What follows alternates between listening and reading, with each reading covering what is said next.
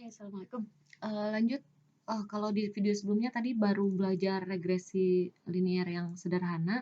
Sekarang kita mau lihat yang berganda ya, yang X-nya lebih dari 1. Oke, ini seperti video sebelumnya. Jadi kalau melihat pola hubungan pakai regresi, kalau lihat seberapa tingkat hubungannya kita pakai korelasi. Detailnya ada di video sebelumnya ya. Nah, ini adalah model kalau 2 ya. Jadi saya contohin 2. Nanti kalau dia lebih dari 2 berarti tinggal ditambah aja sama aja. Jadi di sini kita punya X1 dan X2. Jadi parameter yang diestimasi nambah, nggak cuma B0 sama B1, sekarang nambah B2. Oke. Nah, contoh yang kemarin, jadi sorry di sini belum diganti biaya promosi dan luas outlet. Ya. Nah, di sini kita punya jadi hasil penjualan itu variabel yang dianggap mempengaruhi itu adalah diasumsikan mempengaruhi itu adalah promosi dan outlet. Nah, dengan analisis regresi sederhana sekarang yang berganda sekarang kita mau lihat gimana sih hubungannya antara promosi dan outlet terhadap penjualan. Ya, apakah makin besar luas outletnya makin bagus penjualannya, makin tinggi promosinya makin bagus penjualannya, itu yang kita belum lihat, belum tahu, kita mau cek. Nah, sekarang dari data ini kita akan pindah ke SPSS. Bekas yang tadi tinggal ditambahin satu kolom aja ya, bekas di video sebelumnya tadi. Kita buka SPSS. Nah, kita buka ini datanya. Jadi ada 3 sekarang, jadi ada luas outlet dan promosi apakah mempengaruhi penjualan atau enggak ya.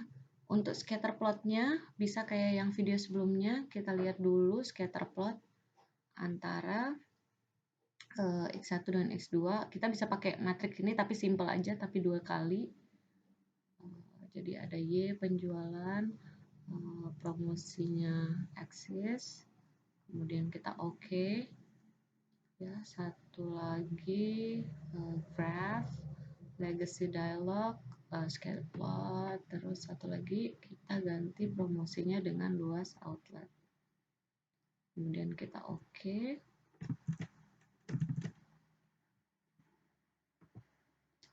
Sekarang kita mau lihat gimana hubungannya ya. Kita lihat output kita tadi. Jadi kalau promosi sama penjualan ya lumayan bisa mendekati garis linear untuk estimasinya. Kalau outlet juga gitu. Dari sini kita bisa kira-kira ini korelasinya pasti positif, terus B1-nya pasti positif. Begitu juga yang ini. B1 sama B2-nya pasti positif. Karena dilihat dari pola hubungannya, makin tinggi promosi, makin tinggi penjualan, dan makin tinggi luas outlet makin naik datanya. Belum tahu cuman ini seberapa tingginya itu. Nah, itu kita mau pakai regresi. Tadi kan baru pakai visual ya. Kita pakai regression linear. Di sini dependennya penjualan, promosi dan outlet kita masukin ke independen. Kemudian enter tetap, statisticsnya kita butuh R-square, descriptive, correlation, confidence mungkin, continue, plot, nggak usah ya. Kemudian save. Ini sebenarnya perlu banget, cuman untuk sementara mata kuliah ini kita belum sampai sejauh itu pembahasannya. Nanti ada khusus mata kuliah analisis regresi namanya kalau kalian ambil peminatan statistik ya. Predictive value pakai unstandardized saja biar yang langsung angka asli. Kemudian kita lihat tadi centang beta 0. Oke. Sekarang kita lihat hasilnya, maka yang pertama ini bisa kalau butuh descriptive statistik bisa lihat di sini. Ini correlation, kalian bisa lihat di sini. Ini adalah antara penjualan dengan promosi dengan outlet. Jadi ini dia simetris, boleh lihat ke bawah atau ke samping. Dilihat di sini korelasinya lebih dari 0,9 artinya sangat kuat. Jadi promosi dan luas outlet itu sangat kuat hubungannya dengan penjualan. Ya. Kemudian variablesnya kita bisa abaikan. Kemudian kita lihat di sini. Ini adalah korelasi barang-barang mereka antara luas outlet promosi terhadap, kalau tadi kan korelasi sendiri-sendiri ya.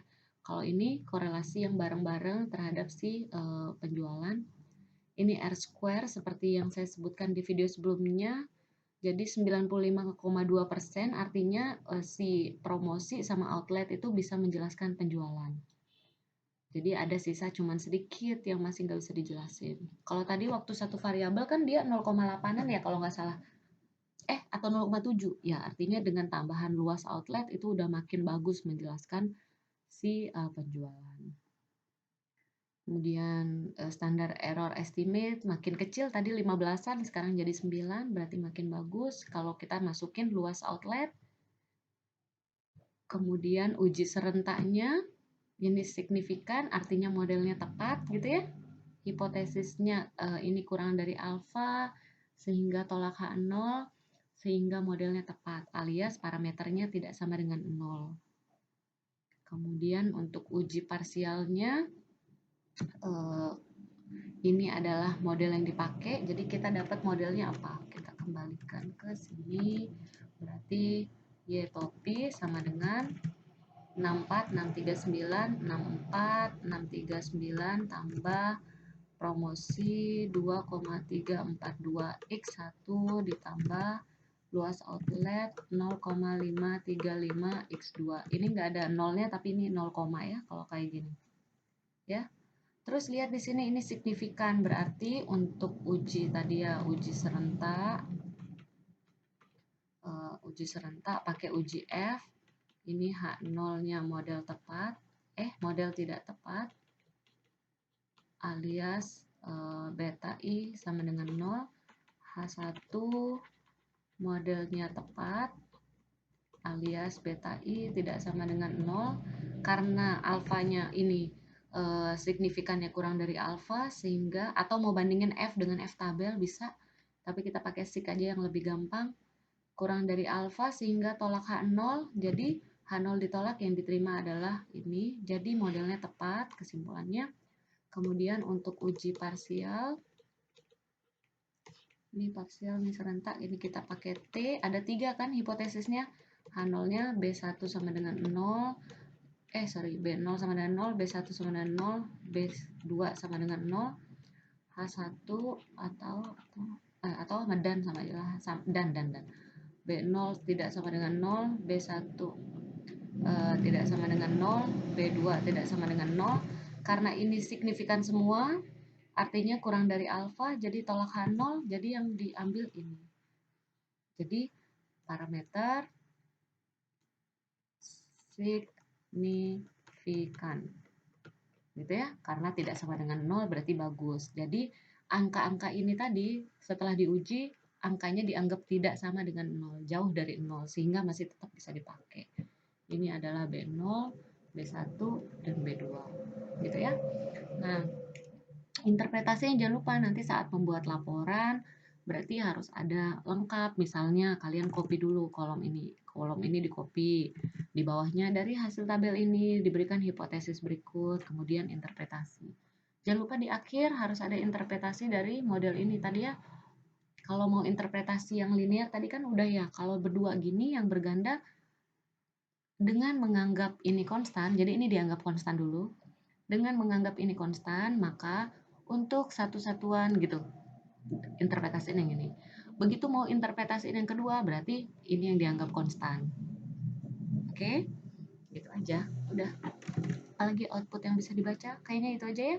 Sementara nanti kalau mau detail itu kita belajar bisa kalian belajar manual juga, belajar otodidak. Cuman sementara sampai mata kuliah ini ya sejauh itu dulu gitu. Ya. Dah, gitu aja ya. Assalamualaikum. Semangat.